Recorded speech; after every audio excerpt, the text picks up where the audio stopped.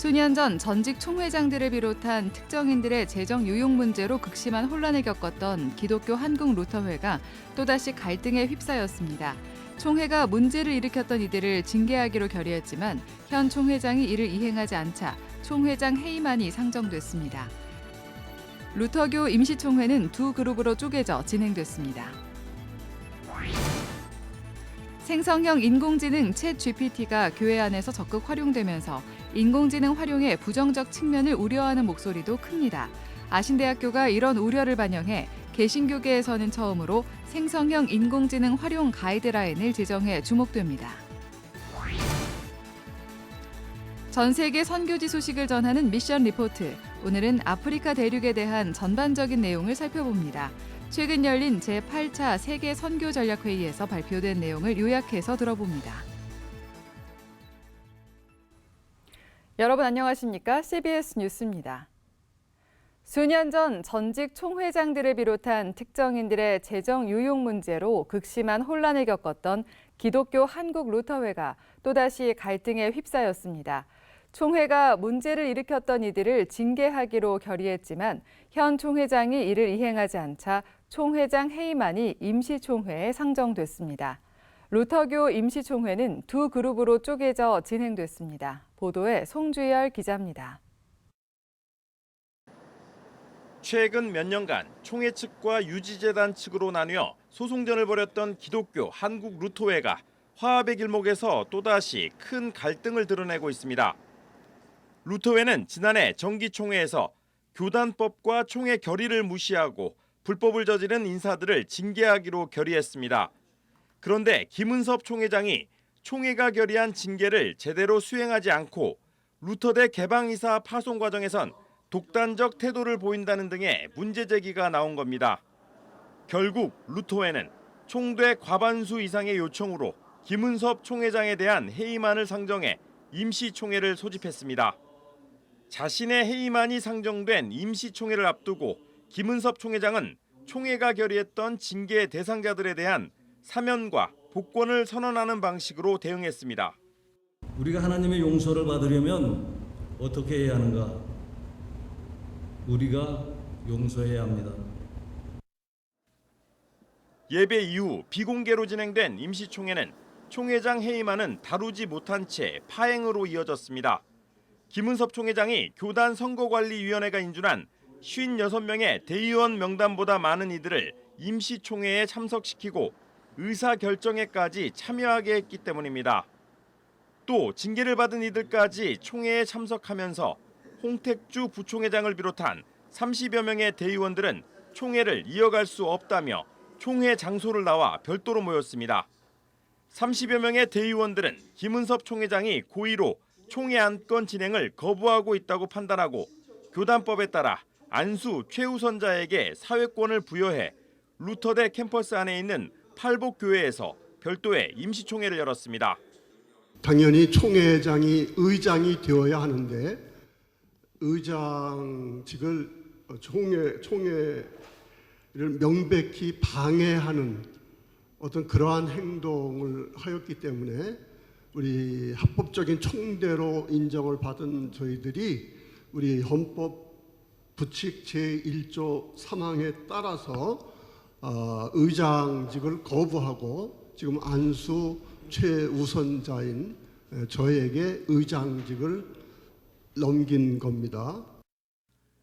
총회 사회권을 부여받은 박일영 목사는 임시총회 안건인 총회장 해임안을 처리하기 위해 절차에 따라 홍택주 부총회장을 임시총회 의장으로 내정했고 홍택주 부총회장은 해임안 처리에 들어갔습니다. 방어권 보장을 위해 김은섭 총회장에게 임시총회 출석을 요청했지만 김은섭 총회장이 응하지 않자 해임안을 표결에 붙였고 참석 대의원 32명 전원 찬성으로 김은섭 총회장 해임안은 통과됐습니다. 대의원들은 또 총회장 유고에 따라 홍택주 부총회장이 총회장직을 대행한다고 공표했습니다. 총회 헌법 부칙 제4조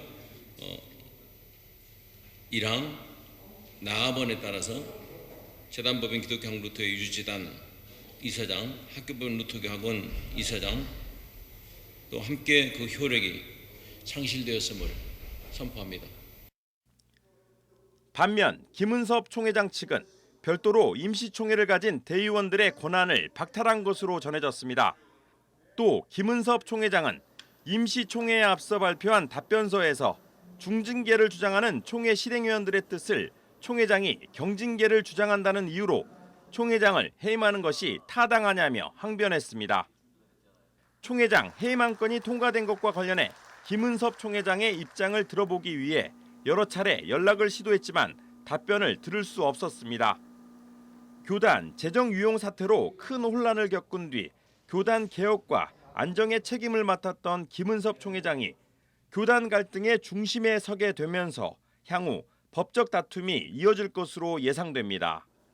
CBS 뉴스 송주열입니다. 생성형 인공지능 챗 GPT가 교회 안에서도 활용되면서 부정적인 측면을 우려하는 목소리도 큽니다.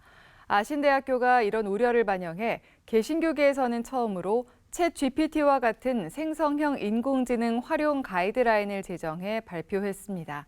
천수연 기자입니다.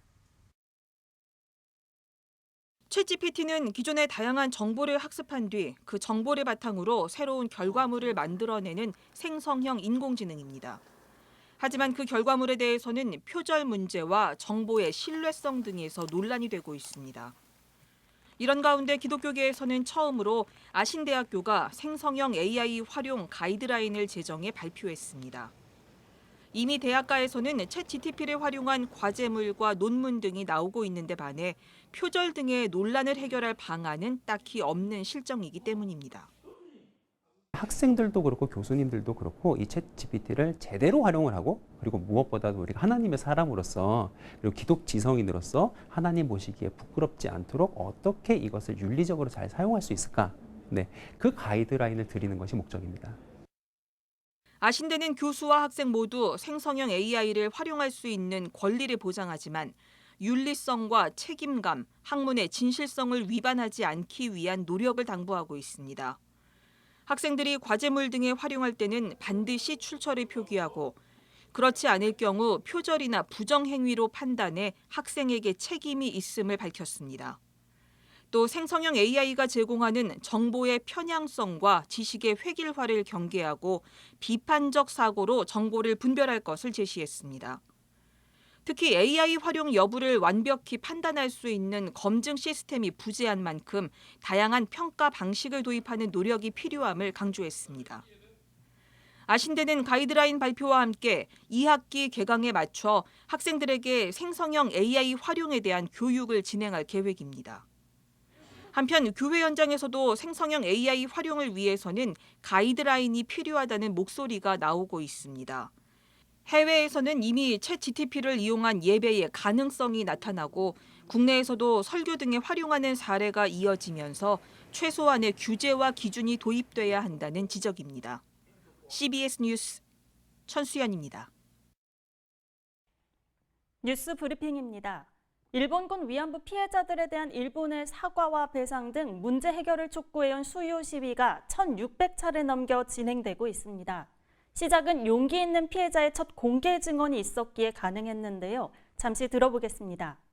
끌려가갖고 무작정 그 어린 것이 당할 거예요. 그걸 강제로 끌고 들어가갖고 자기 욕구만 채우려고 그냥 발가벗겨갖고 자기 마음대로 거식하다가 저라면 내가 못 견디겠으니까 견딜 수가 없으니까 그대로 뛰쳐나올 것 아니에요. 김 할머니의 증언은 교회 여성들이 이어받았습니다. 일본군 위안부 문제에 대한 연구와 조사, 대책 활동에 나서며 이듬해인 1992년부터 수요일마다 일본 대사관 앞에 모여 일본의 위안부 실태를 알리고 사죄와 배상을 촉구해왔습니다. 1,600회, 30년이 넘도록 시위가 이어졌다는 건 일본이 역사적 사실을 30년이 넘도록 인정하지 않고 있다는 것과 같은 말입니다. 지난 2015년 일본군 위안부 문제에 대한 한일 합의가 있었지만 국민들이 반발하고 분노한 데에는 일본이 과거 범죄 사실을 인정하지 않은 채 이에 따른 진실된 사과도 없었기 때문입니다. 한일의 역사를 올바르게 직시하지 못하는 건 위안부 문제만이 아닙니다. 지난 3월 일본 문부과학성은 일제강점기 강제동원의 역사를 희석하고 독도를 일본 영토라고 주장하는 내용의 사회 교과서를 승인했습니다. 내년부터 이 교과서로 공부하는 일본 학생들은 조선인이 자발적으로 일본의 역사에 동참했고 독도는 일본 땅이라고 인식할 가능성이 더욱 높아졌습니다. 일본의 다음 세대가 한일의 역사적 사실을 올바르게 인식하기가 사실상 어려워진 겁니다.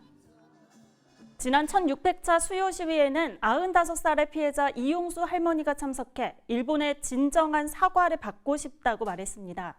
피해자들의 시간은 빠르게 흐르고 있습니다. 남아있는 이들의 상처가 치유되는 건 역사적 사실이 있는 그대로 인정되는 데서 시작될 것으로 보입니다. 뉴스 브리핑이었습니다. 전 세계 선교지 소식을 전하는 미션 리포트. 오늘은 아프리카 대륙에 대한 전반적인 내용을 살펴봅니다. 최근 열린 제8차 세계 선교 전략회의 엔코위에서 차드 김영섭 선교사가 발표한 내용을 요약해 전해드립니다. 아프리카는 아시아에 이어서 두 번째로 큰 대륙입니다. 많은 인구들을 갖고 있는데 약 13억 4,100명의 인구가 살고 있고요. 2020년 기준으로 세계 인구의 15%가 차지하고 있습니다. 그리고 아프리카의 대륙에 56개 나라가 있고요. 3,700개의 부족과 2,146개의 언어가 있다고 요스와 프로젝트에서 이야기하고 있습니다. 아프리카의 기독교를 봅시다. 아프리카의 기독교 인구가 약 6억 3,100만을 추산하고 있고 종파로는 카톨릭, 성공회, 장로교, 정교, 루터교, 침례교, 순복음, 아프리카 독립교회들이 있습니다. 15세기 말에 사하라 이남의 아프리카에 다시 기독교가 전파가 되었는데 포르투갈로 인한 그 식민주의로 인해서 진출이 되었고 18세기 영국과 프랑스, 벨기에 등으로 인한 식민주의 진출로 함께 동시에 선교가 시작됐던 것을 보게 됩니다. 지금 아프리카는 이제 변화하고 있습니다. 1960년대 이후에 독립하면서 우리 아프리카가 잘 될 거야 라고 생각했는데 70년대에 들어와서 낮은 교육 수준과 부족간의 갈등, 내전, 쿠데타, 부정부패로 이제 절망의 대륙으로 바뀝니다. 그러다가 2000년대에 들어와서 다시 경제가 회복이 되고 아프리카가 희망의 대륙으로 바뀌게 되었습니다. 지금 현재 1차 산업에서 2차 산업으로 아프리카가 바뀌게 되고 15%에서 23%에 발전한 아프리카 산업이 제조업이 발전하고 있고 천연 자원들이 아프리카 대륙에 남아 있습니다. 그래서 지금 다시 한 번 더 열강들이 이 아프리카 대륙에 진출하고서 자원들을 빼고자 합니다. 그 대표적인 나라가 중국입니다. 젊은이들은 이제 해외 유학으로, 상인들은 비즈니스로, 그리고 종교인들은 북미, 유럽, 아시아로 진출하고 있는 그런 현상이 아프리카입니다. 중산층이 조금씩 늘어나고 있고 아프리카 인구가 급속도로 성장하게 되는 것을 보게 됩니다. 인구의 성장이 2050년대 되면 인구학자들에 의하면 세계 인구의 4분의 1이 아프리카 사람들이라고 합니다. 가장 6개 대륙에서 경제 성장률이 빠른 대륙이 아프리카라고 이야기합니다. 이제 아프리카는 블랙 아프리카가 아닌 컬러풀한 아프리카로 변하고 있습니다. 현실적으로 이렇게 아프리카 부흥하고 있는데 더 동시에 영적으로도 아프리카 교회가 부흥하는 것을 보게 됩니다. 100년 전에는 아프리카의 무슬림 인구는 기독교인이 4배였습니다. 그러나 지금 오늘날 아프리카 전체 대륙의 기독교 인구는 46%를 차지하고 있습니다. 아프리카 교회가 부흥이 되는데 1970년대는 약 24만 7천 교회가 있었는데 지금 현 25년 뒤에는 55만 2천 개의 교회로 성장을 했고 부흥을 하고 있습니다. 아프리카 교회들은 일반적으로 복음주의적이고 핵심을 강조하고 성경 중심적이고 아주 액티브하게 활동하고 있습니다. 이제 아프리카 대륙에서 다른 대륙으로 선교사가 일어나고 있습니다. 흔히들 아프리카를 너무 이렇게 낮게 보는데요. 아프리카는 그렇지 않습니다. 아프리카 교회들이 이제 다른 나라로 선교사를 보내고 있습니다. 또한 더불어 나서 이민을 통해서 유럽과 북미의 이민을 통해서 디아스포라 교회가 생기게 되고 또한 가나와 나이지리아 이런 선진국들이 선교사를 보내고 있는 일들이 일어나고 있습니다. 자기 부족에서 또한 다른 부족으로 리전도 종족으로 지금 선교사를 보내고 있습니다. 아프리카는 지금 급속도로 이렇게 자칫 자전을 교회고 이제는 선교사를 보내는 그런 대륙입니다. 그래서 선교사들이 이제 바꿔야 될 것은 현지 교단과 교회와 동조는 필수적이다. 이제 아프리카의 지도자들이 이런 조언을 했습니다. 우리가 할 수 있는 것은 우리가 하도록 두어라. 200년 역사, 짧으면 100년의 선교사 역사가 있어서 많은 교단이 생겼고 많은 교회들이 생겼다. 전도는 우리가 너무 잘한다. 교회 개척도 우리가 잘한다. 우리가 할 수 없는 것에 힘력을 해달라. 예를 들면 무슬림 사역, 미전도 종교 사역, 제자 양육 사역, 그 다음에 성경 번역, 문명 퇴치, 전방 개척, 전문인 사역들, 예를 들면 컴퓨터, 농업, 메케닉, 간호사, 의사, 신학교 교수 이런 사역들을 위해서 힘내게 달라 그렇게 부탁하고 있습니다. 마저 오늘 질문하고 마치겠습니다. 세계 기독교안의 부흥과 성장한 아프리카 교회들과 어떻게 협력할 것인가? 동력을 요청하는 그들에게 어떻게 하면 갑과 을이 아닌 동등한 입장에서 협력할 수 있는가? 현지인들과 교회들의 우리는 어떻게 인식되어지는가? 배후나무성한 아프리카 환경에서 어떻게 하면 지속적이고 건강한 사역을 할 수 있나?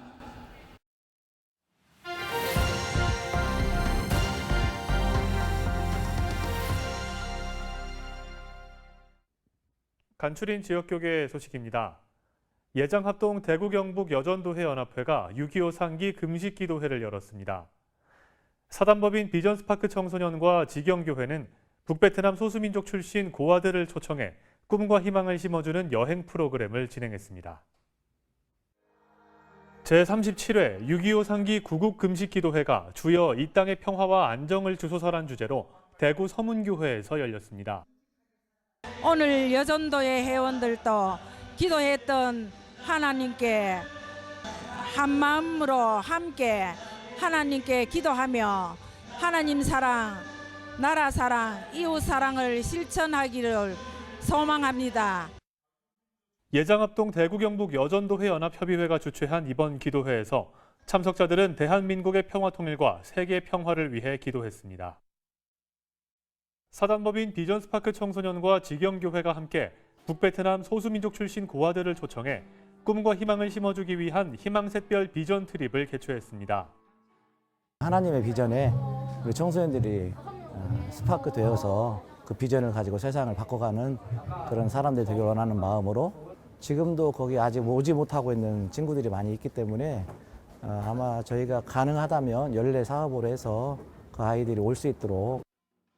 이날 금암교회와 지경교회 학생들은 사물놀이와 워십 댄스를, 베트남 학생들은 전통무용과 합창을 선보였습니다.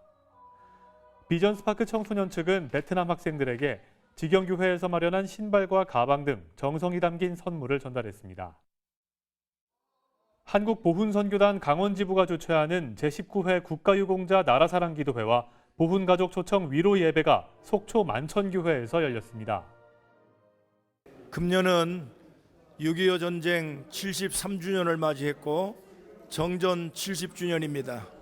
더 많은 국민들의 보훈가족을 위한 배려와 그리고 희생정신을 잊지 아니하고 대한민국이 세계민족으로 나아갈 수 있도록 이 희생정신을 계승하고 잊지 않고 기억을 해주셨으면 감사하겠습니다. 한국보훈선교단은 선교와 나라사랑 실천의지 독려를 목적으로 지난 1968년에 설립했으며 강원지부는 매월 구국기도회를 여는 등 각종 보훈사업에 협력하고 있습니다. 시대를 읽다, 성경을 살다의 저자인 포항제일교회 박영호 목사의 북토크가 포항제일교회 본당에서 개최됐습니다. 시대를 읽다, 성경을 살다는 현대사회를 관통하는 12가지의 키워드들을 제시하고 이를 성경의 눈으로 어떻게 볼 것인가에 대해 이야기하는 책입니다. 이상으로 뉴스를 마칩니다. 시청해주신 여러분 고맙습니다.